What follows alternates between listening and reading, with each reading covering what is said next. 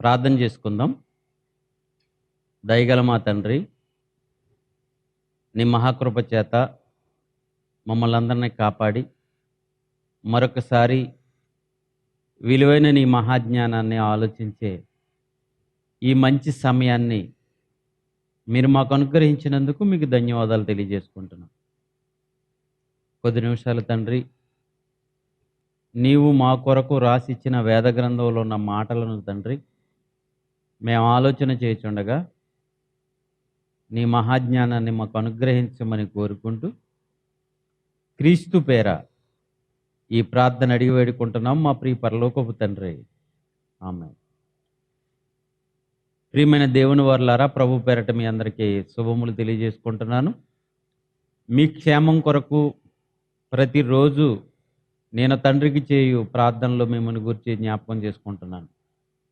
ప్రియులరా, గత కొన్ని ఎపిసోడ్లుగా పతనమవుతున్న పట్టణాలు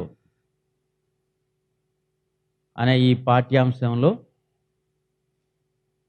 ప్రారంభం నుంచి ఏ ఏ పట్టణాలు ఎలా వెరసిల్లినాయో, అవి ఎలా పతనమైపోయినాయో, ఆ పతనానికి కారణాలు ఏంటో మీకు ఒక్కొక్క పట్టణం గురించి వివరించుకుంటూ వస్తున్నాను. గత ఎపిసోడ్లో ఈజిప్టు పతనాన్ని గురించి మాట్లాడుకుంటున్నాం. ఈజిప్టు నాగరికత అది ఎంత ఉన్నత స్థాయికి చేరిందో, ఒకప్పుడు ప్రపంచంలో అగ్రదేశంగా ఉన్న ఈజిప్టు ఈరోజు ఎందుకు ఒక చిన్న దేశంగా అయిపోయిందో. ఇప్పుడు పెద్ద దేశాలు అంటే America, China, Japan, England, India ఇలాంటివే గుర్తుకొస్తున్నాయి తప్ప, ఇలాంటి మాటల ఈ దేశాలు పేర్లే వినపడుతున్నాయి తప్ప ఈజిప్ట్ దేశానికి ఈజిప్ట్ అనే ఆ పేరు ఏమాత్రమో మనకి వినపట్టలేదు. గనుక ఈజిప్ట్ దేశం ఒకప్పుడు ఎంత ఉన్నతంగా ఉన్నదనేది గత ఎపిసోడ్లో వాళ్ళ కట్టిన కట్టడాలు, వాళ్ళు వాడిన వస్తువులు, వాళ్ళ కల్చర్ ఎలాంటి కల్చరో, వారి జీవన శైలి ఎలాంటిదో మీకు వివరించడం జరిగింది. ఆ దేశ అభివృద్ధి కొరకు మరి యేసేపు అనే ఆయన వెళ్ళి ఆ దేశ రూపురేఖలు మార్చేస్తాడు. 7 సంవత్సరాలు అధికమైన పంట పండింది. ఆ పంటనంతా నిల్వ చేయటానికి ఎన్నో గోడౌన్స్ కట్టించి అందులో పంటంతా సమకూర్చడం ద్వారా ఆ తర్వాత 7 సంవత్సరాల కరువులో సకల దేశాల వారు ఈజిప్టు దేశానికి వచ్చి ధాన్యం కొనుగోలు చేస్తారు. అప్పుడు అన్ని దేశాల నుంచి వాళ్ళ వెండి, బంగారం, విలువైన వస్తువులు అన్నీ ఇచ్చి యేసేపుతో వ్యాపారం చేయటం వలన ఇక్కడ విస్తారమైన సంపద, ప్రపంచంలో కల్లా విస్తారమైన సంపద ఈ దేశంలోనికి చేరిపోతుంది. మరి ఆ దేశానికి ఇశ్రాయేలీల మూల పురుషుడు యాకోబు, అతని సంతతి వారు వెళతారు. రామశేషు అనే పట్టణంలో మరి వారు నివాసం చేసుకుంటారు. అది ఒక పట్టణం, ఒక సిటీ. అప్పుడు ఇశ్రాయేలీలు ఆ పట్టణాన్ని నిర్మించినట్లుగా మరి వాక్యంలో కనపడుతుంది. ఆ పట్టణం ఇప్పుడు ఎలా ఉందో దాని నమూనా మీరు చూస్తున్నారు. ఆ పట్టణం అప్పట్లో కట్టిన ఆ సిటీ, రామశేషు అనే సిటీ ఇప్పుడు ఎలా ఉందో, తవ్వకాల్లో అది బయటపడిన తర్వాత అది ఎలా ఉందనేది మీరు చూస్తున్న పిక్చర్లో చూడొచ్చు. రైట్. ఇక యాకోబు గారు, అతని సంతతి వారు 70 మంది ఐగుప్తు దేశానికి వచ్చారు. ఆదికాండము 46 అధ్యాయము 27 వచనాన్ని మనం చదవగలిగితే, ఆదికాండము 46 అధ్యాయము 27 వచనం చదువుదాం. ఐగుప్తులో అతనికి పుట్టిన యోసేపు కుమారులు ఇద్దరు, ఐగుప్తునకు వచ్చిన యాకోబు కుటుంబం వారందరూ 70 మంది. 70 మంది ఈ దేశానికి, ఈజిప్ట్ దేశానికి వచ్చారు.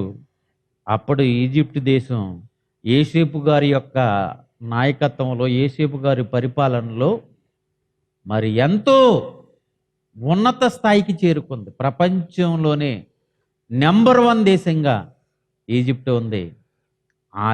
ఆ ప్రాంతానికి వచ్చిన 70 మంది ఇశ్రాయేలీలు. నిర్గమకాండం 1వ అధ్యాయము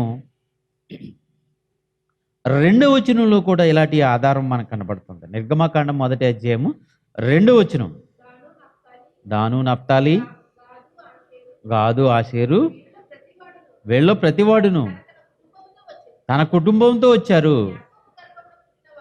యాకోబు గర్భమున పుట్టిన వారందరూ 70 మంది. 70 మంది ఈ ఈజిప్టు దేశానికి వచ్చారు. 70 మంది కాస్త విస్తరించారు, బాగా విస్తరించారు. ఎలా అంటే 8వ వచనంలోకి మనం రాగలిగితే, 8వ వచనం, అప్పుడు యోసేపును ఎరుగని కొత్త రాజు ఐగుప్తుని ఏలనారంభించాడు. అంటే యోసేపు గారితో ప్రారంభమైన ఆ ఇశ్రాయేలీల యొక్క సంతతి 70 మందిగా వచ్చారు. 6 లక్షల మంది అయిపోయారు. అంటే సుమారు 400 సంవత్సరాలు అయిపోతుంది. ఒక మంచి ప్రాంతం ఇచ్చాడు. ఆ ప్రాంతంలో, రామశేషు అనే ప్రాంతంలో ఇశ్రాయేలీలందరూ జీవిస్తున్నారు.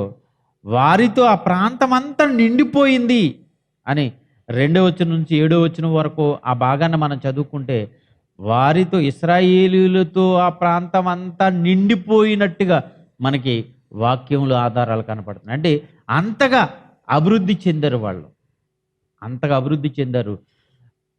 చాలా కాలము యోసేపు గారును బట్టి, యోసేపు పరిపాలన బట్టి, ఆ తర్వాత వచ్చిన ఫరోలు కూడా యోసేపు గారు పరిపాలన బట్టి ఇశ్రాయేలీలందరినీ ఈజిప్షియన్స్తో సమానంగా చూశారు, గౌరవించారు. చాలా కాలం, కొన్ని వందల సంవత్సరాల గడిచిన తర్వాత యోసేపుని ఎరుగని రాజు, అంటే యోసేపు చరిత్రను పక్కన పెట్టేసి యోసేపు గురించి పట్టించుకొని ఒక ఫరో మరి ఈజిప్టు దేశాన్ని ఏలన ఆరంభించాడు.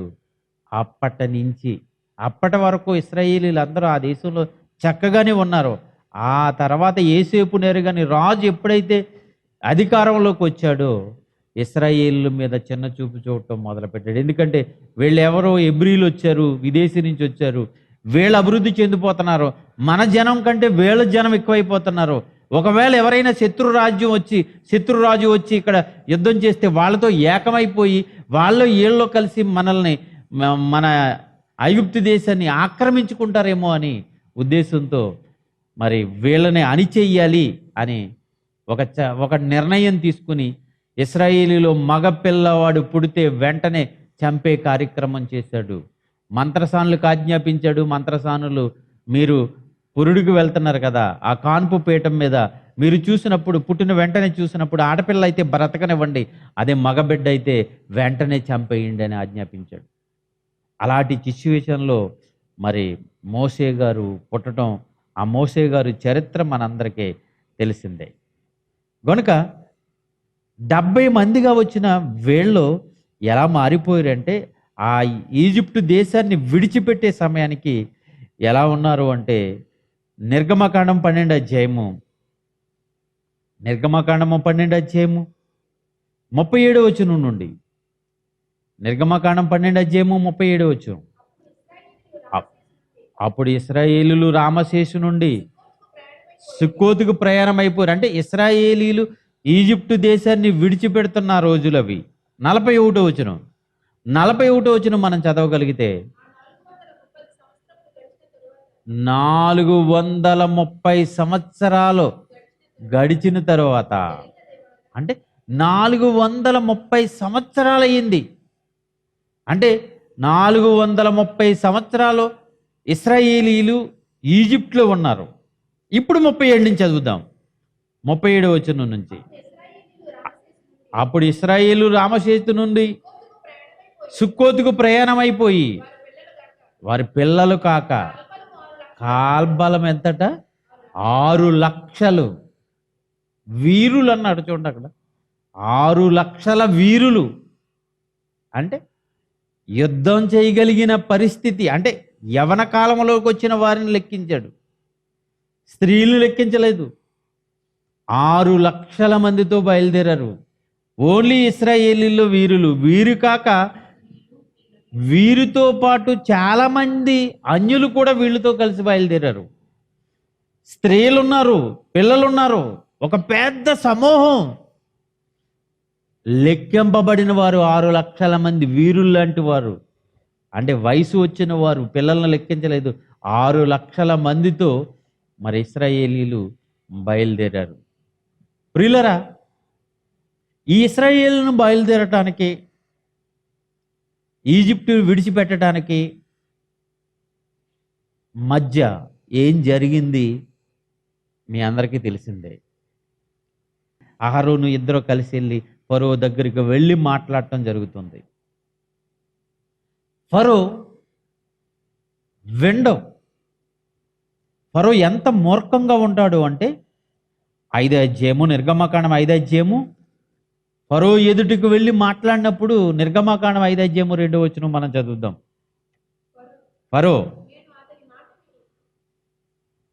మా దేవుడు మమ్మల్ని అరణ్యంకి వచ్చి అర్పణలు అర్పించమన్నాడు, బలి అర్పించమన్నాడు, మాకు సెలవు అన్నప్పుడు అప్పుడు ఫరో అంటున్నాడు, నేను అతని మాటలు విని ఇశ్రాయేలును పోనిచ్చుటకు యెహోవా ఎవడు? నేను యెహోవాను ఎరుగను. నాకు యెహోవా తెలీదు. అతను ఎవడసలు? ఆయన ఎవడసలా? యెహోవా ఎవడు? ఎంత మూర్ఖంగా మాట్లాడాడు చూడండి. నేను ఇశ్రాయేలులను పోనివ్వను, అతను నేను ఎరుగను, నేను ఇశ్రాయేలును పోనివ్వను. మూర్ఖంగా మాట్లాడాడు.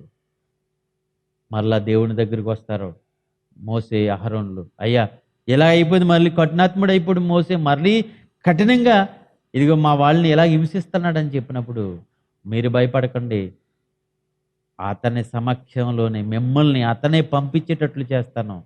అతని కళ్ళారా చూసేటట్లు, అతను కానీ మీ సంతతి వారు కానీ అతని చేతిలోంచి మిమ్మల్ని విడుదల చేసిన సందర్భంలో మీ పిల్లలందరికీ తరతరాలు గుర్తుండిపోయే అద్భుతమైన ఆశ్చర్యకరమైన సూచక్రియలు ఈజిప్టు దేశంలో చేసి మీ అందరికీ కళ్ళారా చూపించి నేను మిమ్మల్ని ఈజిప్టు దేశం నుంచి బయటికి తీసుకొస్తానని దేవుడు వాగ్దానం చేసినది మరి అంతా ఈ గ్రంథంలో రాయబడింది. నిర్గమకాండం 7వ అధ్యాయము 19వ వచనం నుంచి మనం చదువుదాం. నిర్గమకాండం 7వ అధ్యాయము 19వ వచనం నుండి. యెహోవా మోసేతో ఇలా చెప్తున్నాడు, నీవు అహరోనుతో నీ కర్రను పట్టుకుని ఐగుప్తు జలముల మీద, వారి నదులు, నైలు నది ఉంది కదండి, నైలు నదిని ఆధారం చేసుకుని ఆ నీరు తాగుతూ ఆ నీటి ద్వారా పంట పండించుకుంటూ అభివృద్ధి చెందారు. అప్పటి వరకును ఏ నది నీళ్ళు అయితే తాగుతున్నారో, ఏ నది నీళ్ళు అయితే వాళ్ళ పొలాల్లో, వాళ్ళ చెరువుల్లో, వాళ్ళ ఏట్లలో ప్రవహిస్తుందో ఆ నది నీళ్ళన్నీ వారి నదుల మీదను, వారి కాలువల మీదను, వారి చెరువుల మీదను, వారి నీటి గుంటలన్నిటి మీదను నీ చెయ్యి చాపు, అవి రక్తమగును. ఒక్కసారి నీ చెయ్యి అలా చాపితే చాలు, రక్తం అయిపోతుంది, నీళ్ళన్నీ రక్తంగా మారిపోతాయి. ఆ నదుల్లో చేపలు చచ్చిపోతాయి, ఆ చెరువుల్లో చేపలు చచ్చిపోతాయి, ఏట్లలో చేపలు చచ్చిపోతాయి. వారి త్రాగే నీళ్లు మొదలుకొని వారి పొలాల్లో ప్రతి నీటి చుక్క రక్తం అయిపోయింది. కంపు కొట్టేసిందండి, కంపు కొట్టేసింది. ఎంత భయంకరంగా ఆ రోజు ఆ ప్రాంతం అంతా నీళ్ళన్నీ రక్తంగా మారిపోయి భయంకరమైన పరిస్థితిలో ఉందో. నిజంగా ఒకసారి చూడండి ఎంత దారుణంగా ఉందో. ఏటిలో ఉన్న చేపలన్నీ చచ్చిపోయి తేలిపోయినాయి. తాగటాక నీటి చుక్క లేక చేపలతో, చచ్చిపోయిన చేపలతో వాళ్ళ ప్రదేశం అంతా కంపు కొడుతుంటే ఎంత బాధను అనుభవించారో తెలుసా ఈజిప్టియన్స్. బాధపడిపోయారండి. అయినా అయినా ఫరో హృదయం కఠినమైపోయింది. నేను పోనివ్వను అన్నాడు. మరొక మహత్కార్యాన్ని చేయటానికి దేవుడు మోసే అహరోనులకు సెలవిచ్చాడు. అదేంటో తెలుసా? ఈసారి భయంకరమైంది. నిర్గమకాండం 8:2 మనం చదవగలిగితే, నీవు వారిని పోనీయనొల్లని ఎడలా నీ పొలిమేరలన్నిటినీ, అంటే ఈజిప్ట్ దేశములో ఉన్న బోర్డర్ మొదలుకొని మొత్తం దేశం లోపలంతా నీ పొలిమేరలు మొదలుకొని కప్పల చేత బాధించెదను. ఏటిలో కప్పలు విస్తారంగా పుట్టాయి. అవి నీ ఇంట, నీ పడక గదిలో, నీ మంచం మీదకి, నీ సేవకుల ఇండ్లలోనికి, నీ జనుల మీదకి, మొత్తం దేశం అంతటి మీదకి కప్పలు కప్పలు కప్పలు కప్పలు కప్పలు, ఎక్కడ చూసినా కప్పలే.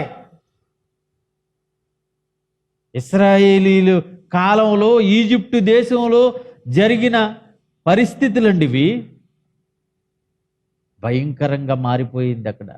ఫరో హృదయం కఠినమైపోయింది. నేను పోనివ్వను అంటాడు. పోనివ్వరా అంటే మరొకటి వస్తుంది చూడండి. 8:17 నిర్గమకాండం 8:17 మనం చదవగలిగితే, అహరోను తన కర్రను పట్టుకుని చెయ్యి చాపి ఆ దేశపు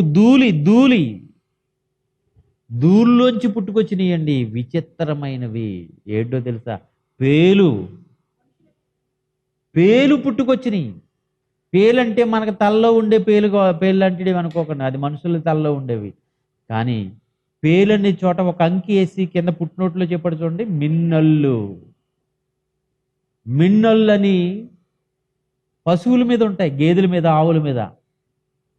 ఆ నల్లుల్లో ఉంటాయి అవి అవి మనుషులపై పాకినప్పుడు ఒక రకమైన బాధ అనిపిస్తూ ఉంటుంది. ఒళ్ళంతా జలదరిల్తుంటుంది. అలాంటి మిన్నళ్ళు మొత్తం దేశం అంతటి మీద ధూళిలోంచి పుట్టుకొచ్చినాయి, మట్టిలో నుంచి పుట్టుకొచ్చినాయి ఈ మిన్నళ్ళు.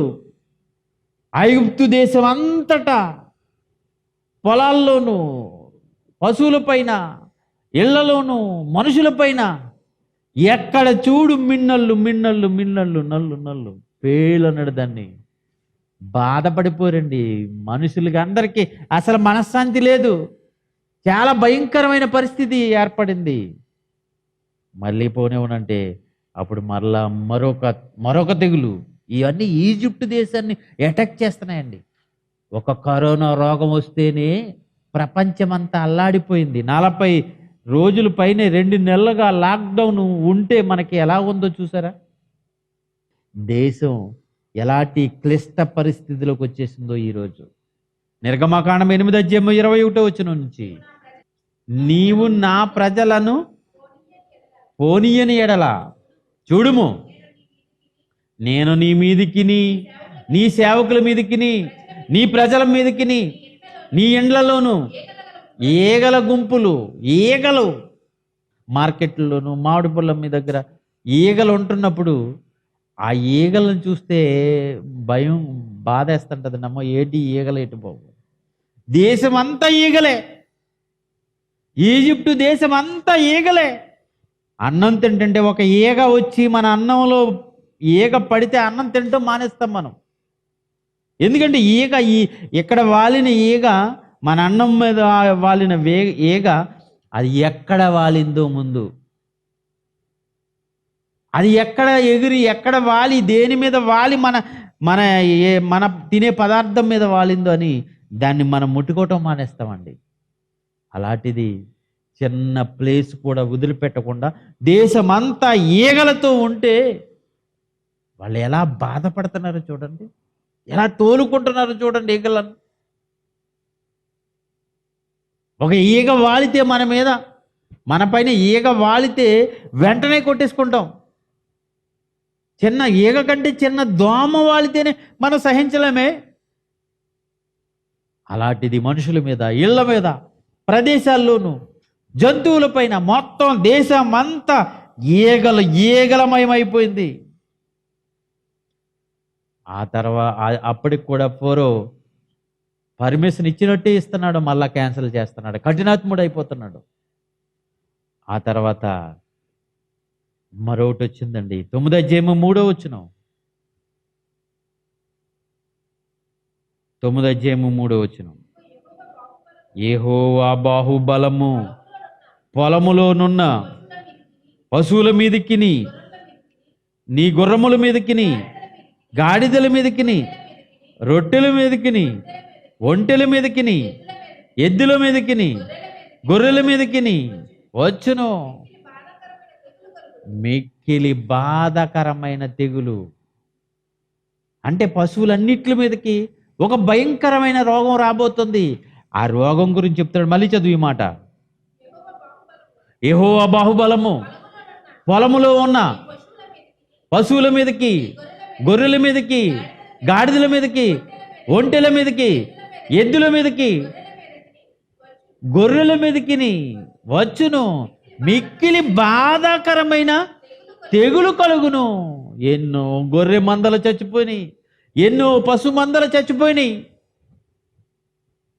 జంతువుల మీదకి, వాళ్ళ పెంపుడు జంతువుల మీదకి వచ్చింది, చనిపోయినాయి అండి అవన్నీ. మరో దాని గురించి మనం ఆలోచన చేద్దాం. 9:9 మనం ఆలోచన చేస్తే మోషేతో చెప్పాడు, ఇదిగో ఆవపు బుగ్గి, ఆ బుగ్గి పట్టుకుని మొత్తం గాల్లోకి చల్లినప్పుడు గాలిలో విస్తరించింది, మొత్తం ఐగుప్తు దేశం మీద అంత అది విస్తరించి అది మనుషుల మీద, ఆ జంతువుల మీదను అది పడినప్పుడు పొక్కులు కాస్త దద్దుర్లు, అది పుళ్ళుగా మారిపోయి మనుషులందరూ బాధను అనుభవించారు. బాధని ఎందుకో తెలుసా? దేవుడు ముందుగానే చెప్పాడు. ఒక విషయం చెప్పు నాయన మోసే, అహరోన్ దగ్గరికి వెళ్ళి ఒక విషయం చెప్పు. ఏమనో తెలుసా? 9:14, 15, 16 మోసే ఫరో దగ్గరికి వెళ్ళి ఈ విషయం చెప్పు, ఫరో ఎదుట నిలబడి ఈ విషయం చెప్పు. ఒక భయంకరమైన పరిస్థితి ఈజిప్ట్ దేశానికి రాబోతుందని నువ్వు వెళ్ళి ఫరో దగ్గరికి వెళ్ళి చెప్పు. ఏమంటున్నాడు చూడ, 9:14 సమస్త భూమిలో నా వంటి వారు ఎవరు లేరని నీవు తెలుసుకొనవలెనని ఈసారి నేను నా తెగుళ్ళన్నీ నీ హృదయం నొచ్చునంతగా నువ్వు మర్చిపోలేవు. అది ఇంకా లైఫ్లో నువ్వు మర్చిపోలేవు. నీ హృదయం నొచ్చునంతగా నీ సేవకుల మీదకి, నీ ప్రజల మీదకి పంపెదను. భూమి మీద ఉండకుండా నువ్వు నశించిపో వరకు నేను నా చెయ్యి చాపి ఉంటిని, నిన్నును నీ జనులను తెగులుతో కొట్టివేస్తాను, నా బలమును నీకు చూపినట్లు భూలోకమందంతటా నా నామము ప్రచురము చేయునట్టు. ఇందుకే ఫరో నిన్ను నేను నియమించాను. ఫరో నిన్ను బట్టి నీ టైము ఇప్పుడు నీ టైంలో ఉన్నావు, నువ్వు రాజుగా ఉన్నావు, ఐగుప్తు దేశం అంతా నీ ఆధ్వర్యంలో ఉంది. ఇప్పుడు నువ్వు ప్రపంచనంతటికి ఈ విషయం నీ ద్వారా తెలియబోతుంది. అది నీవు బ్రతుకున్న రోజుల్లో తెలుస్తుంది, నువ్వు చచ్చిపోయిన రోజుల్లో కూడా తెలుస్తుంది. ఇక్కడ దొరికిన ఆధారాలు, ఇక్కడ దొరికిన శవాలు, ఇక్కడ జరిగిన భయంకరమైన పరిస్థితులు తర్వాత రోజుల్లో ప్రపంచానికి నీ వలన వెళతాది. ఎందుకే నిన్ను నేను ఉంచాను, ఇందుకే నియమించాను. నీ లైఫ్లో మర్చిపోలేనన్ని తెగుళ్ళు. ఇదిగో ఇశ్రాయేలీలు ఈ భూమి మీద ఇక్కడికి వచ్చిన తర్వాత, ఈ ఈజిప్టు ప్రాంతంకి వచ్చిన తర్వాత చాలా అభివృద్ధి చెందిన నీ దేశం. నువ్వు వాళ్ళని భయంకరమైన కఠినంగా పరిపాలించడం మొదలుపెట్టావు. నువ్వు మీ ఈజిప్టు రాజ్యము ఏర్పడినది మొదలుకొని ఎప్పటి వరకు ఈ తెగుళ్ళు వచ్చేంత వరకు ఎప్పుడు చవి చూడని, రుచి చూడని, ఎప్పుడు మీ కన్నులు చూడని ఆశ్చర్యకరమైన తెగుళ్ళు ఈ ఈజిప్టు దేశం మీదకి రాబోతున్నాయి, రాసుకో అన్నాడు. ఇక 9వ అధ్యాయము 18వ వచనానికి మనం వస్తే, ముందు రోజు చెప్తున్నాడు, రేపు ఇదే టయానికి మిక్కిలి బాధాకరమైన వడగండ్లను. ఇప్పుడు వడగండ్లు వాన, చిన్న చిన్న వడగళ్ళు కాదు, పెద్ద పెద్ద వడగళ్ళు, బాధ. ఆ వడగళ్ళ వానలోకి వెళితే తెలుస్తుందండి బాధ. ఆ వడగండ్ల వానలో ఎలాంటి భయంకరమైన పరిస్థితి ఉంటుందో తెలుసు. కళ్ళారా చూసామండి. ఒక రోజు మేము సూర్యాపేటలో మీటింగ్లో ఉన్న రోజులో అక్కడ వడగండ్ల వాన కురిసింది. ఆ వడగండ్ల వానలో ఎంతంత ఐస్ గడ్డలు మేమున్న హోటల్లోకి పడ్డాయి. జైశాలి గారు మేమంతా కళ్ళారా చూసాం. అది ఈ మధ్యకాలంలో ఒక వడగండ్ల వాన వచ్చింది. ఆ వడగండ్ల వాన వచ్చినప్పుడు రేకులు సహితం బెజ్జాలు పడిపోయి, రంధ్రాలు పడిపోయి, ఖాళీ రేకులు వార్తల్లో మనకు చూపించారు, పొలాల్లో పడిపోయినాయి. ఎవరో రాళ్ళిచ్చి కొట్టినట్టే. ఈ వడగండ్ల వాన వచ్చిందంటే చాలు, పొలాల్లో చెట్లన్నీ ఇరిగిపోయినాయి. ఎవరైతే వడగండ్ల వానలో ఉన్నారో వాళ్ళు అనారోగ్యం పాలైపోయారు. పశువులు చచ్చిపోయినాయి. చాలా ఇబ్బందికరమైన వడగండ్ల వాన కురిసింది. ఐగుప్తు రాజ్యము స్థాపించిన దినము మొదలుకొని ఇది వరకు అందులో అట్టి వడగండ్లు పడలేదు. ఐగుప్తు రాజ్యం ఎప్పుడూ క్రీస్తు పూర్వం 4000 సంవత్సరాల క్రితమే ఐగుప్తు రాజ్యం ఏర్పడిందని మనకు తెలుసు. అప్పటి నుంచి ఫరో పరిపాలన చేసినంత వరకు, ఇప్పటి వరకు ఆ రాజ్యంలో అలాంటి వర్షం భూమి మీద పడలేదట. మీరు చూడలేదు ఎప్పుడు అలాంటి వర్షం పడుతుంది. వడగండ్లతో దేశాన్ని నాశనం చేయబోతున్నాడు దేవుడు. 10వ అధ్యాయము 4వ వచనాన్ని మనం చదవగలిగితే మరొక తెగుళ్ళు. నిర్గమకాండం 10వ అధ్యాయము 4వ వచనం మనం చదువుదాం. నీవు నా జనులను పోనీయనొల్లని ఎడల, ఇదిగో రేపు మిడతలు నీ ప్రాంతానికి రప్పిస్తాను. ఎవడును నేలే కనిపించదటండి.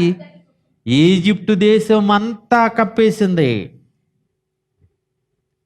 అది ఎలాగో మొన్న ఈ మధ్య కాలంలోనే మరి గుజరాత్ ప్రాంతానికి వచ్చి, గుజరాత్లో కొన్ని జిల్లాలను కప్పేసిన మిడతల్ని మనం వార్తల్లో చూసాం. ఆఫ్రికా దేశాల నుంచి పాకిస్తాన్ మీదుగా మిడతలు దండయాత్ర చేస్తున్నాయి. గుజరాత్లో పంటల్ని సర్వనాశనం చేస్తున్నాయి. రాష్ట్ర కేంద్ర ప్రభుత్వాలు వీటిని ఎదుర్కోవడానికి నానా తంటాలు పడుతున్నాయి. రకరకాల పద్ధతుల్లో వీటిని తరిమేయడానికి రైతులు అవస్థలు పడుతున్నారు.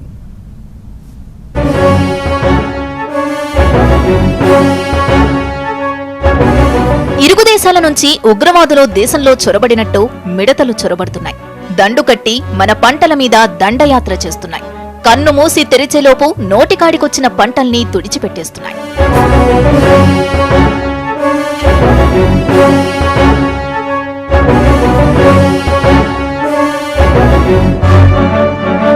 మిడత చూడ్డానికి చాలా చిన్న పురుగే, కానీ అది ఒంటరిగా ఉండదు. ఎక్కడికి వెళ్లినా మందలుగా వెళ్తాయి. ఒక పటాలల్లా పంటలపై వాలిపోతాయి. అందుకే మిడతల దండు అంటారు. ఇవి రోజుకి 150 మీటర్లు ప్రయాణం చేయగలవు. ఒక మిడత తన జీవిత కాలంలో 2000 కిలోమీటర్ల వరకు ప్రయాణం చేస్తుందట.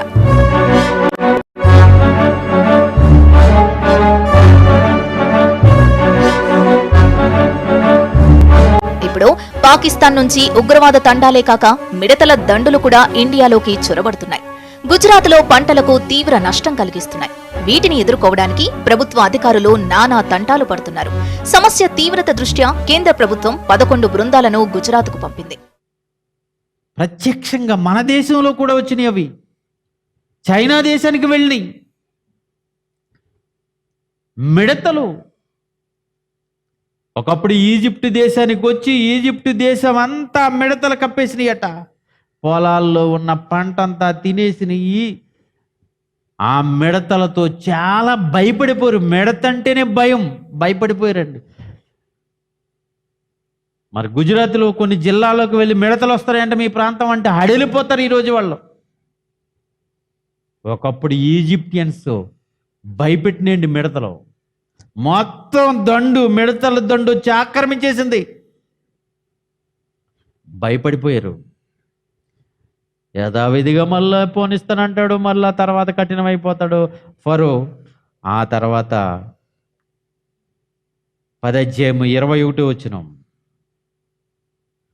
నిర్గమకాండము 10:21 మోషేతో ఆకాశం వైపు నీ చెయ్యి ఎత్తు మోసే, ఐగుప్తు దేశం మీద చీకటి, చేతికి తెలియనంత చీకటి, చిక్కని చీకటి 3 రోజులు ఐగుప్తు దేశం అంతా చిక్కని చీకటి అయిపోయిందటండి. చిక్కని చీకటి. ఎక్కడ వారు అక్కడే ఉండిపోయారు. కదలలేదు, కంటికి కనపడనివ్వలేదు. భయంకరమైన చిక్కటి చీకటి ఐగుప్తు దేశాన్ని అంత చీకటి కమ్మేసింది. 3 దినాలు 3 దినములు గాఢాంధకారమైన 3 రోజులు గాఢాంధకారం అయిపోయింది. హడలిపోయారు. ఏమండి, ఇప్పుడు చెప్పినవన్నీ కేవలం ఈజిప్ట్ దేశంలో ఈజిప్టియన్స్ ఉన్న ఆ ప్రాంతాల్లో వచ్చినాయి. మరి ఇశ్రాయేలీలు ఉన్న ప్రాంతంలో రాలేదు. ఇశ్రాయేలీలు ఉన్న ప్రాంతంలో ఆ చీకటి లేదు, వెలుగుందట. ఇశ్రాయేలు ఉన్న ప్రాంతానికి మిడతలు రాలేదంట. ఇశ్రాయేలు ఉన్న ప్రాంతంపై వడగళ్ళు వర్షం కురలేదంట. ఇశ్రాయేలు ప్రాంతానికి కప్పలు రాలేదంట. అదే దేశంలో ఉన్న ఇశ్రాయేలుని సెపరేట్గా కాపాడాడు. చీకటి, భయంకరమైన చీకటి వచ్చింది. ఇంకా ఆఖరిది నేను ఆఖరి షాట్ ఇస్తున్నాను ఈజిప్టు దేశానికి. ఇశ్రాయేలీలు మీ వాళ్ళని అందరినీ చదువుకోమనండి. ఈసారి ఫరో మిమ్మల్ని వెళ్ళమని బ్రతిమాలతాడు. దేవుడు అంటున్నాడు, ఫరో మిమ్మల్ని పంపించేస్తాడు. బాబు వెళ్ళిపోండి, మీకు నమస్కారం, మీరు తొందరగా ఈజిప్టు దేశాన్ని విడిచిపెట్టి వెళ్ళిపోండి, ఆగండి, వెళ్ళటకు వీర్లేదు అన్న ఫరో వెళ్ళిపోమని అతనే అంటాడు. అలాంటి భయంకరమైన ఆఖరి తెగులు నేను పంపబోతున్నాను. అది సంహారపు దూత, మరణపు దూత. ఇదిగో ఈజిప్టు దేశంపై నేను పంపిస్తున్నాను. ఇశ్రాయేలీలందరికీ చెప్పాడండి. 11వ అధ్యాయము 2వ వచనం. 11వ అధ్యాయము 2వ వచనం. కాబట్టి తన చెలికాని యొద్ద ప్రతి పురుషుడు, తన చెలికెత్తి యొద్ద ప్రతి స్త్రీ వెండి నగలు, బంగారు నగలు అడిగి తీసుకోండి. మీరు అడిగిన వెంటనే వాళ్ళు ఇచ్చేస్తారు. ఎందుకంటే మిమ్మల్ని వట్టి చేతులతో ఈ దేశం నుంచి పంపించను, మీరు సంపదతోనే వెళ్తారు. నేను అబ్రహాముకు మాట ఇచ్చాను 400 సంవత్సరాల క్రితం, వాళ్ళ సంపదతో వస్తారని.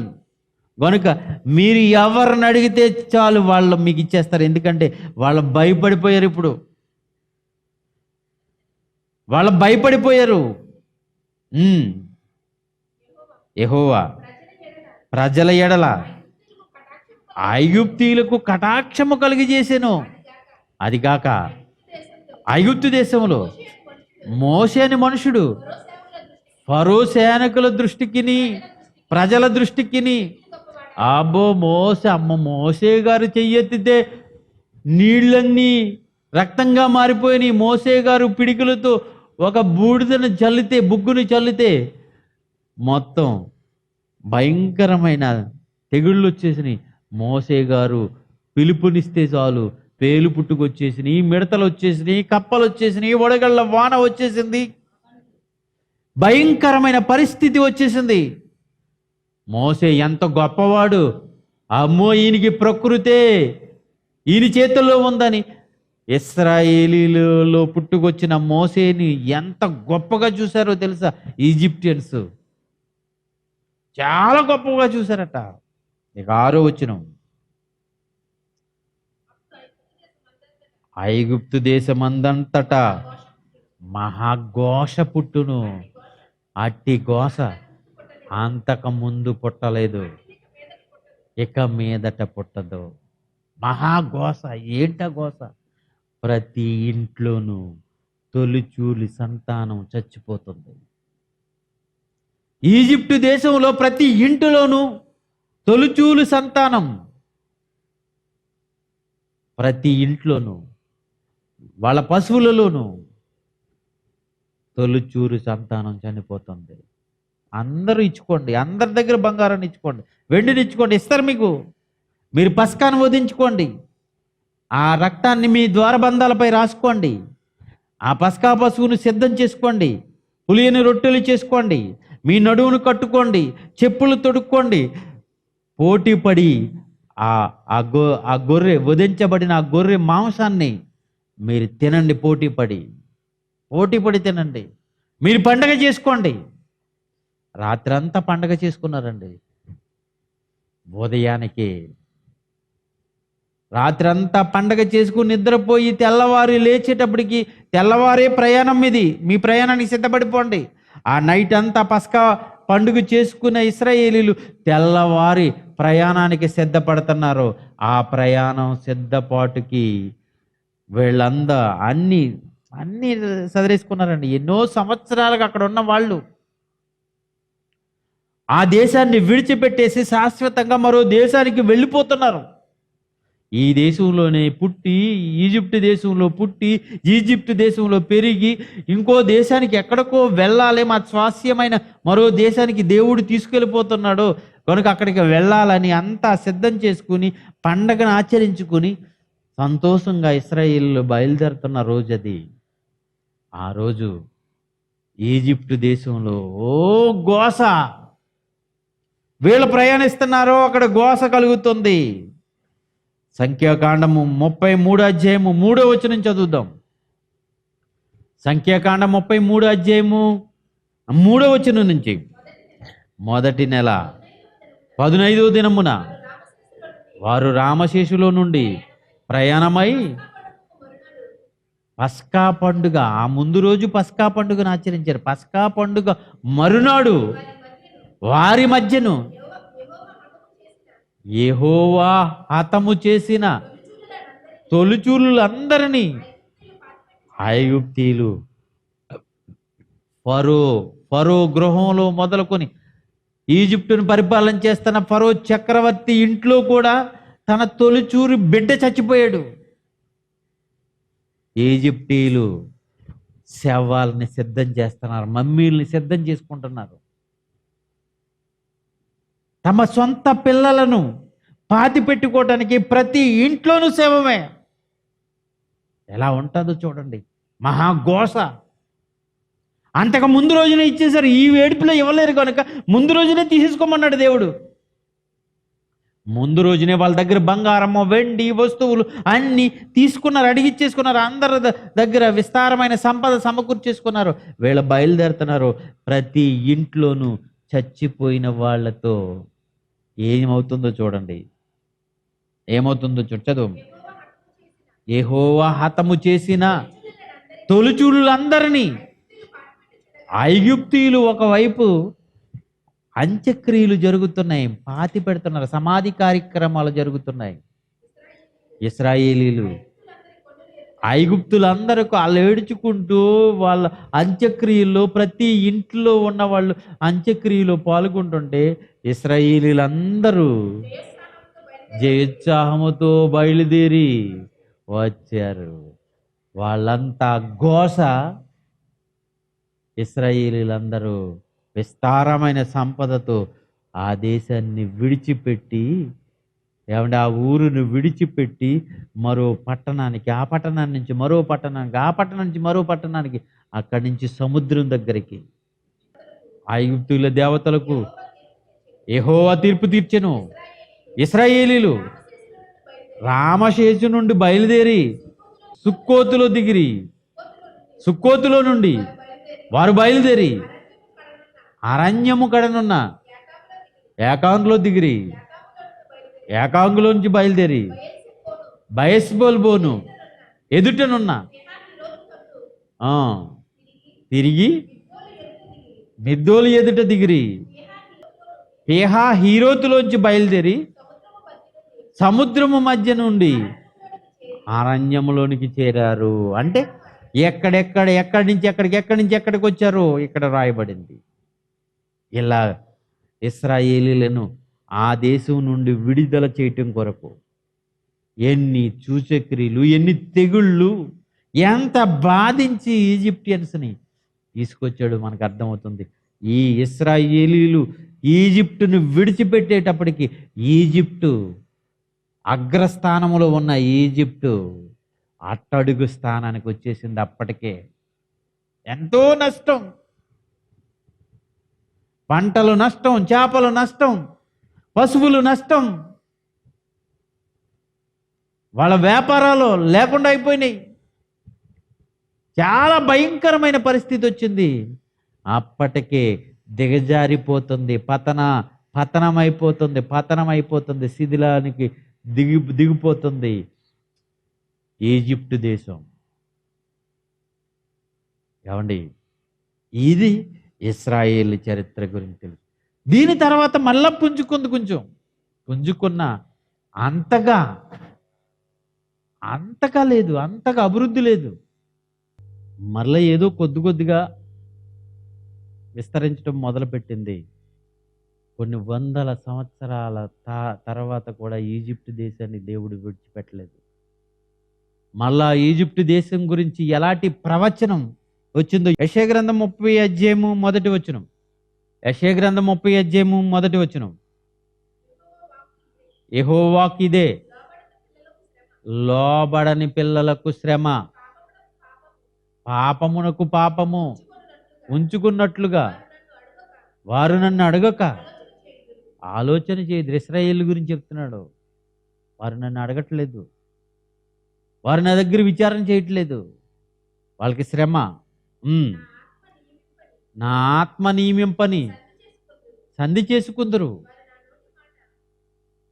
నేను చెప్పని దాన్ని సంధి చేసుకుంటున్నారు వాళ్ళు. వారి నా నోటి మాట విచారణ చేయక ఫరో బలము చేత తమ్మును తాము బలపరుచుకునుటకు ఐగుప్తు నీడను శరణు జొచ్చుటకు ఐగుప్తునకు ప్రయాణం చేస్తున్నారు. పూర్వీకులు ఇశ్రాయేలీలందరినీ బాధ పెట్టారు వాళ్ళు. మరలా ఐగుప్తునకు శరణు జొచ్చుచున్నారు ఇశ్రాయేలీలు. వద్దు, అది ఆయనకి ఇష్టం లేదు. దేవుని కన్నా ఐగుప్తు దేశము యొక్క సంధి, ఐగుప్తు దేశంతో మరి ఒడంబడిక, స్నేహ సంబంధం మంచిదనుకుంటున్నారు వాళ్ళు. ఫరో వలన కలుగు బలము మీకు అవమానకరమగును, ఐగుప్తు నీడను శరణు జొచ్చుట వలన సిగ్గుపడిపోతారు మీరు. ఏ ఐగుప్తు దేశానికి వెళ్ళి శరణు జొచ్చుచున్నారో ఐగుప్తు దేశాన్ని శరణు జొచ్చినందుకు మీరు సిగ్గుపడిపోతారు. 31 అధ్యాయం 1 వచనం నుంచి కూడా చదువుదాం. యెషయా గ్రంథం 31 అధ్యాయం 1 వచనం నుంచి. ఇశ్రాయేలు పరిశుద్ధ దేవుణ్ణి లక్ష్య పెట్టకయు, యెహోవా యొద్ద విచారణ చేయకయు, సహాయము నిమిత్తము ఐగుప్తునకు వెళ్ళుచు గుర్రములను ఆధారం చేసుకుని వారి రథములు విస్తారములని, రౌతులు బలమైనవని, వారిని ఆశ్రయించు వారికి శ్రమ. ఐగుప్తుని నమ్ముకుని ఐగుప్తు దగ్గరికి వెళ్ళిపోయి ఐగుప్తు బలము, ఐగుప్తు సైన్యము, ఐగుప్తు రథములు గొప్పవనుకుని ఐగుప్తు దేశంపై శరణజొచ్చిన వారికి శ్రమ అంటున్నాడు. వాళ్ళు ఏర్పడకండి, అసలు వాళ్ళతో ఎలాంటి ఒప్పందం చేసుకోకండి, వాళ్ళ దగ్గర నుంచి వాళ్ళ సహాయం మీరు తీసుకోకండి అని ఇశ్రాయేలుకి చెప్పిన ఇశ్రాయేలీలు ఐగుప్తుని ఆశ్రయిస్తున్నారు. దేవుడు అందుకే ప్రవక్త ద్వారా, యెషయా ప్రవక్త ద్వారా ఈ విషయాన్ని చెప్తున్నాడు. ఆయనను మాట తప్పక దుష్టుల ఇంటి వారి మీదను, కీడు చేయు వారికి తోడ్పడి వారి మీదను ఆయన లేచును. ఐగుప్తీయులు, రే ఇశ్రాయేలులారా, ఐగుప్తీయులు మనుషులేరా? వారు మనుషులే, వాళ్ళ దేవుడు కాదు, దేవుళ్ళు కాదు. వాళ్ళు దేవుణ్ణి విడిచిపెట్టి మనుషులను నమ్ముకుంటున్నావు నువ్వు. ఈరోజు చాలామంది ఎవరితో ఒప్పందం చేసుకోకూడదని దేవుడు అంటున్నాడు, వాళ్ళతో ఒప్పందం చేసుకుంటున్నారు. ఒక దేశంపై మరో దేశం ఒప్పందాలు. నిజంగా 99 టీవీలో తండ్రి గారు చెప్పినట్లుగా ఇశ్రాయేలుతో ఎలాంటి పొత్తి పెట్టుకోకుండా ఇశ్రాయేలీతోనే సత్సంబంధం పెట్టుకునే పరిస్థితి ఏర్పడుతుంది చాలామందికి. మంచిది కాదు, దేవుని దృష్టిలో అది మంచిది కాదు. ఐగుప్తుల గుర్రములు మాంసము గుర్రాలే గాని ఆత్మలు కావు. అక్కడ మనుషులు మనుషులే, దేవుళ్ళు కాదు. గుర్రాలు గుర్రాలే, ఆత్మలు కావు, దూతలు కావు. అవి శక్తి లేవు. వాటిని నమ్ముకుంటున్నారు. వాటి దగ్గరికి వెళ్ళొద్దు, ఐగుప్తీయుల దగ్గరికి వెళ్ళొద్దు, ఐగుప్తీయుల యొక్క సహాయము తీసుకోవద్దంటే దేవుణ్ణి విడిచిపెట్టేసి ఐగుప్తీయుల గుర్రాల బలమే, ఐగుప్తీయుల ఆ పలుకుబడి, ఐగుప్తుల సైన్యమే గొప్పదనుకుని ఐగుప్తుని ఆశ్రయిస్తున్నారు. నేను ఐగుప్తిని అవమానపరచబోతున్నాను. చదువమ్మ కిందకి. యెహోవా తన చెయ్యి చాపక నీకెవడైతే సహాయం చేస్తానని ఐగుప్తీయులు రండి ఇశ్రాయేలులారా మీకు సహాయం చేస్తానంటున్నారు, వాళ్ళు జోగుపోతారు, అయిపోతున్నారు. వాళ్ళు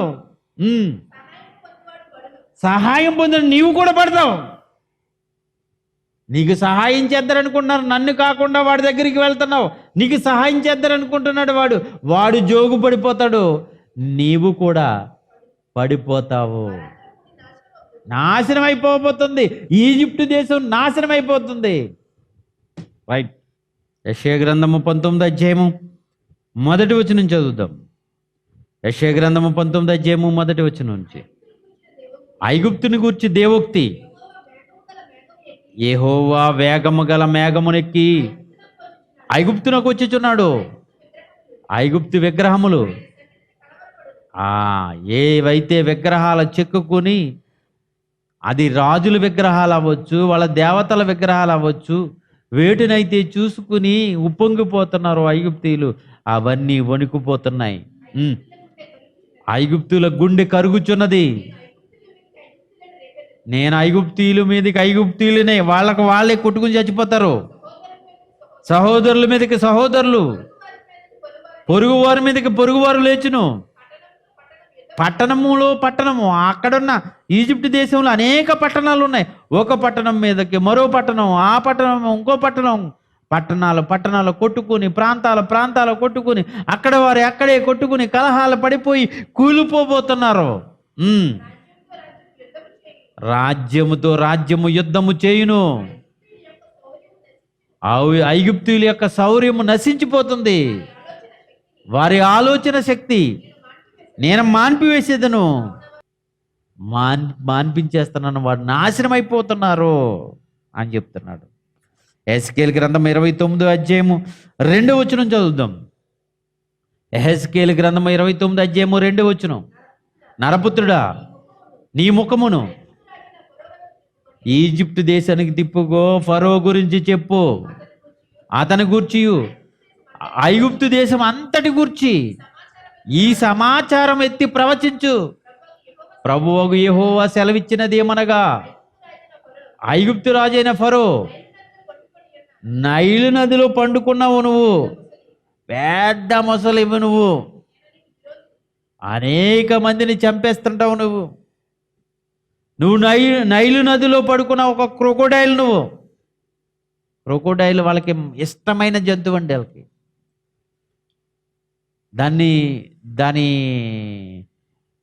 దానిలోంచి వచ్చిన వాటిని కొన్నిటికి మెడిసిన్గా ఉపయోగించుకునేవారు వాళ్ళు. ఐగుప్తు దగ్గర ఉన్న నైలు నదిలో నువ్వు పండుకున్న పెద్ద మొసలివి నువ్వు. నేను నీకు విరోధిని, నైలు నది నాది, నేనే దాన్ని కలుగజేసి తిని అని నువ్వు చెప్పుకొనుచున్నావు. చూసారండి, ఆ నైలు నది పక్కనున్న ఆ దేశంలో ఉంటే నైలు నది నాదే, నేను కలిగి చేశాను.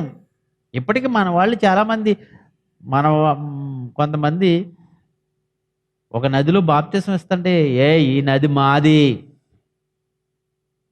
ఎవరో మీరు, వాడి బాబు కలుగు చేశాడా? నదులు ఎవరు పుట్టిస్తున్నారు? నదులు పుట్టడానికి గల కారణం ఏంటి? ఎక్కడ పుట్టుకొచ్చింది నది? ఎలా వస్తుంది నది? ఆ నదిలో ప్రవహించే నీరు ఎక్కడి నుంచి వస్తుంది? చరిత్ర తెలియదు, సైన్స్ తెలియదు. తెలియని ప్రతి ఒక్కరు అనుకుంటున్నారు ఈ నది నాది, ఈ నది నాది. నది ఈ జలాల గురించి ఈరోజు ఆంధ్ర, తెలంగాణ పోట్లాడుకుంటున్నాయండి అది నీళ్ళ గురించి. ఈ నది మాది, ఈ జలాల మావి, ఈ జలాల మావి అనుకుని. పుట్టించిన దేవుడు, ఆ నదులను ప్రవహింపజేస్తున్న దేవుడు, ఆ నదుల్లోనికి వర్షపు వస్తుందంటే మేఘాలు ఎక్కడి నుంచి ప్రయాణమై వస్తున్నాయో, ఎక్కడ వర్షం కురుస్తుందో, ఆ వర్షపు నీరు నదుల్లో ఎలా ప్రవహిస్తుందో దానికి కారకులు దేవుడు అనే సంగతిని మర్చిపోయి చాలామంది ఈ నది నాది, ఆ నది నాది అనుకుంటున్నాడు. ఇదిగో ఎక్కడున్నవాడు కూడా, ఫరో కూడా ఏమనుకున్నాడో తెలుసా? నైలు నది నాది, ప్రపంచంలో అతి పెద్దదైన పొడవైన నైలు నది నాది, నేనే కలుగు చేశాను అనుకున్నాడు. వాడా వెర్రవిగిపోయాడు. అనుకుని నైలు నది నాది, చదువమ్మా, నేనే దాన్ని కలుగజేసి తిని నీవు చెప్పుకొనుచున్నావే. నేను గాలం వేస్తున్నాను, నీ దవడకు గుచ్చుకుంటుంది అది, నిన్ను పైకి లాగేస్తాను నదిలోంచి నిన్ను పైకి లాగేస్తాను, నిన్ను పడేస్తాను బయట. నువ్వు మాట్లాడే మాటలు బాగోలేదు, నీ నదులు ఎండిపోతాయి, ఈజిప్టు దేశం పాడైపోతుంది, నీ మాంసము అనేక జంతువులు వచ్చి తినేస్తాయి. ఇవే చెప్పాడండి. ఎహెజ్కేలు గ్రంథము 32 అధ్యాయము, ఎహెజ్కేలు గ్రంథం 32 అధ్యాయము 2వ వచనం కూడా చదువుదాం. నరపుత్రుడా, ఐగుప్తు రాజైన ఫరోను గూర్చి అంగలార్పు వచ్చిన వ్యక్తి, అతడికి ఈ మాట చెప్పు, జనములలో పదమసింహం వంటి వాడా, నీ వెంచబడితివి, జలములలో మొసలి వంటి వాడివై నీ నదులను రేపుచు నీ కాళ్ళతో అదంతా మురుగు చేసేసావు, వాటి వాగులు బురదగా చేసావు. ప్రభు అయిన యెహోవా సెలవిచ్చినదేమనగా, గుంపులు గుంపులుగా జనములను సమకూర్చి నేను నా వలను నీ మీద వేయగా వారు నా వలలో చిక్కుకుపోతారు.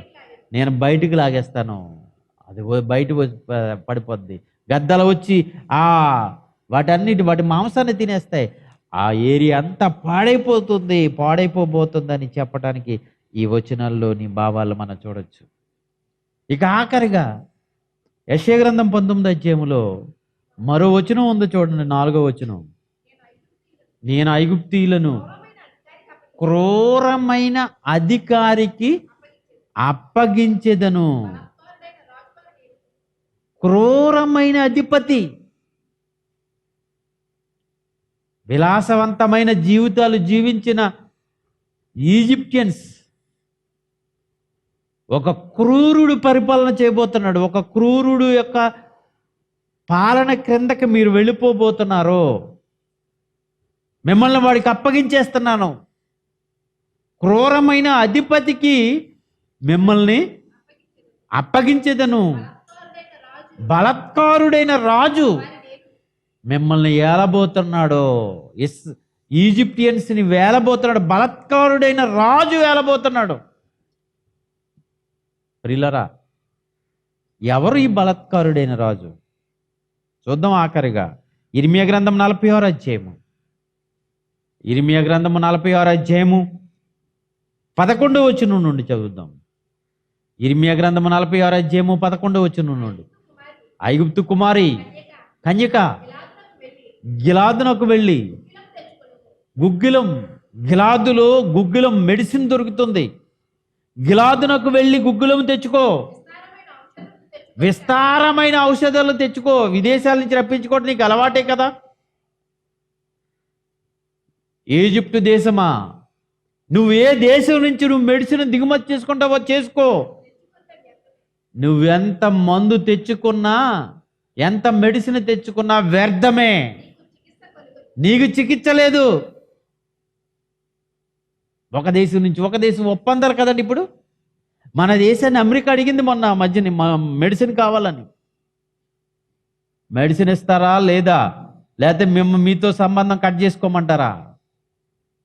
ఆ తర్వాత మళ్ళీ రిక్వెస్ట్ చేశారు ట్రంప్, దయతో మాకు మీరు ఈ కరోనాకు ఉపయోగిస్తున్న మెడిసిన్ మాకు పంపించండి, మా వాళ్ళు పిట్టల్లా రాలిపోతున్నారు, ఆ మందు కావాలి మాకు పంపించండి. రిక్వెస్ట్ చేశాడు.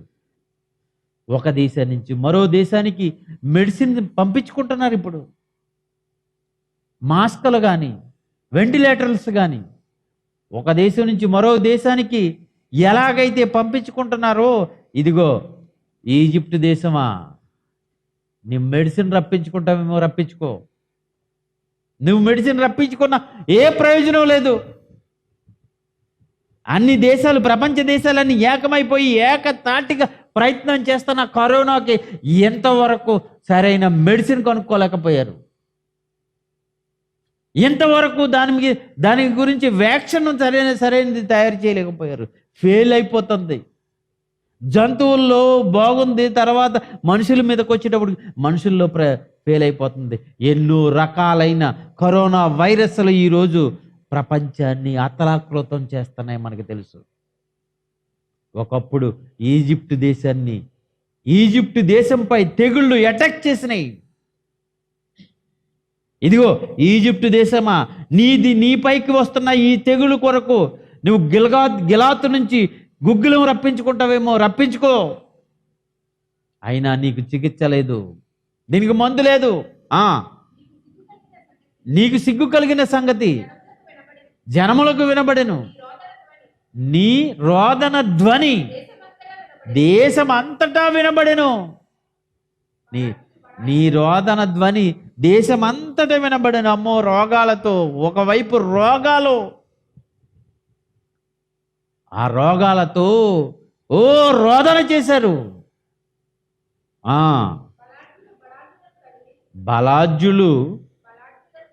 బలాజ్యులను తగిలి కూలుచున్నారు. ఒకడి మీద ఒకడు పడి అందరూ కూలిపోతున్నారు. ఇందులో పెద్దని లేదు, చిన్నని లేదు, ఉన్నవాడని లేదు, లేనివాడని లేదు. కరోనా ఎంతమందికి వచ్చేస్తుందండి? అధికారులు మొదలుకొని సామాన్యుల వరకు, ఎంతోమంది పోలీసు వారికి, ఎంతోమంది డాక్టర్లకు, ఎంతోమంది పైలట్లకు, ఎంతోమంది మంత్రులకు, ఎంతోమంది ప్రధానమంత్రులకు కరోనా ఎఫెక్ట్ కలుగుతుంది.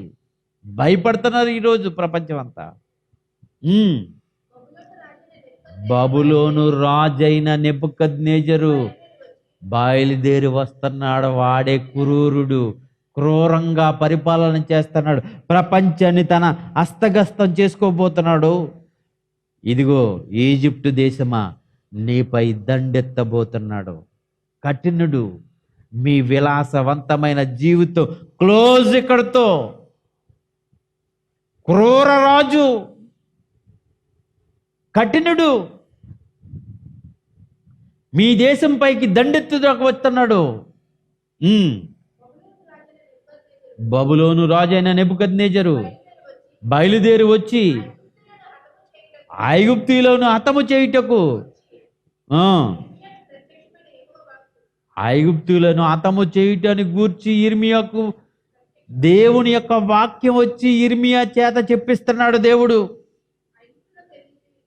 ఐగుప్తులకు తెలియజేయండి, ఇదిగో బబులోను రాజు నెబుకద్నెజరు మీ మీదకి రాబోతున్నాడు.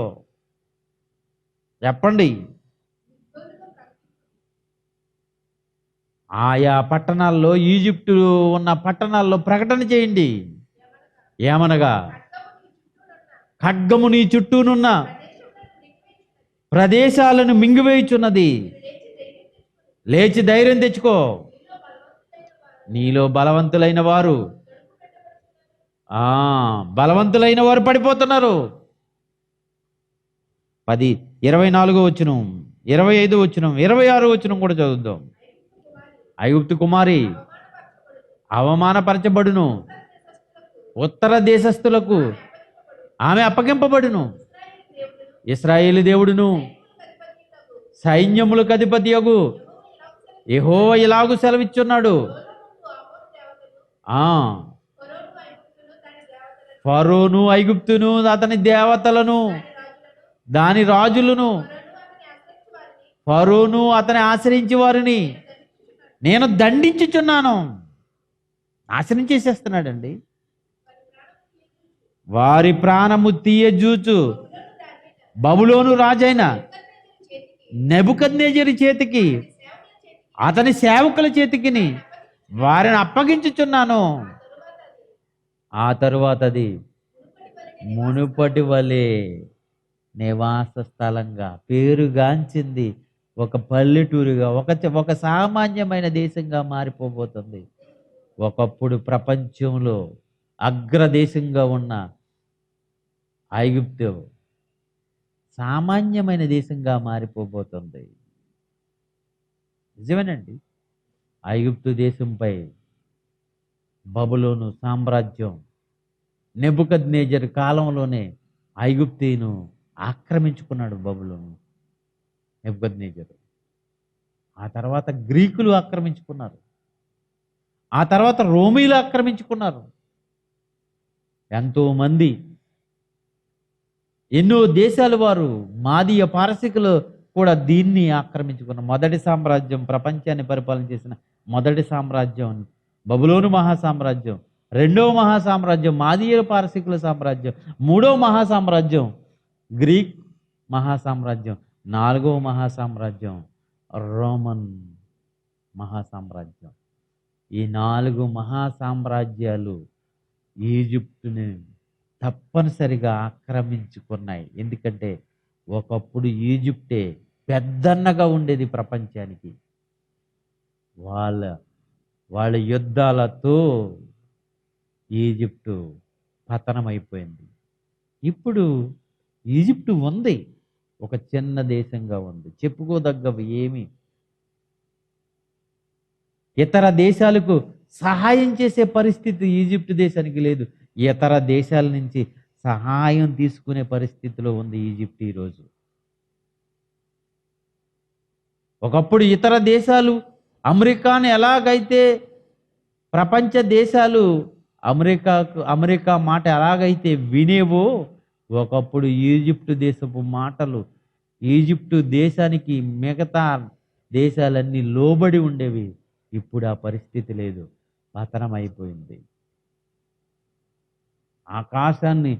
ఆకాశమంత ఎత్తుకెదిగిన ఈజిప్ట్ ఈరోజు నేల మట్టానికి కూలిపోయింది. కారణం, గర్విష్ఠులయ్యారు.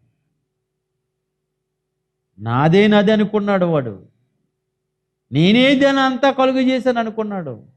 నేనే దేవుణ్ణి అనుకున్నాడు. వాళ్ళ డబ్బు, వాళ్ళ దగ్గర ఉన్న బంగారము, వాళ్ళ వైభవం చూసి గర్విష్ఠులై దేవుణ్ణే యెహోవా ఎవడని పరిస్థితి ఆ ఫరో యేసడు. అలాంటి వారసులే దేవుణ్ణి నమ్మని వారు. నేనే ఇదంతా కలిగించిన వాడిని, నేనే దేవుణ్ణి అనుకునే భయంకరమైన పరిస్థితి వచ్చింది. చైనా ఈరోజు అలాగే, ఎవరు రక్షకుడు, నేనే కదా. కరోనా వచ్చి అతలాకులతో చేస్తుంటే అనేక మంది పిట్టల్లా రాలిపోతుంటే నేనే రక్షకుడునన్నా ఆ జింపింగ్ ఏం చేశాడు? ఒక్కడినైనా కాపాడుతున్నాడు? చచ్చిపోయేవాడిని కాపాడగలుగుతున్నాడా? లేదు. అలాంటి అహంకారులు వాళ్ళ సంపద, వాళ్ళ వైభవం చూసి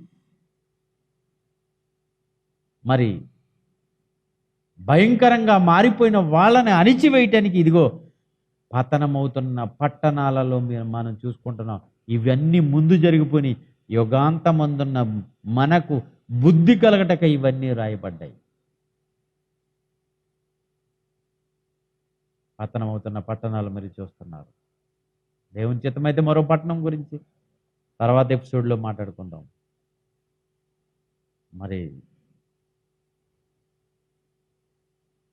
ఎంతవరకు చూసిన మీ అందరికీ ధన్యవాదాలు తెలియజేసుకుంటూ సెలవు తీసుకుంటున్నాను. Thank you very much. God bless you all.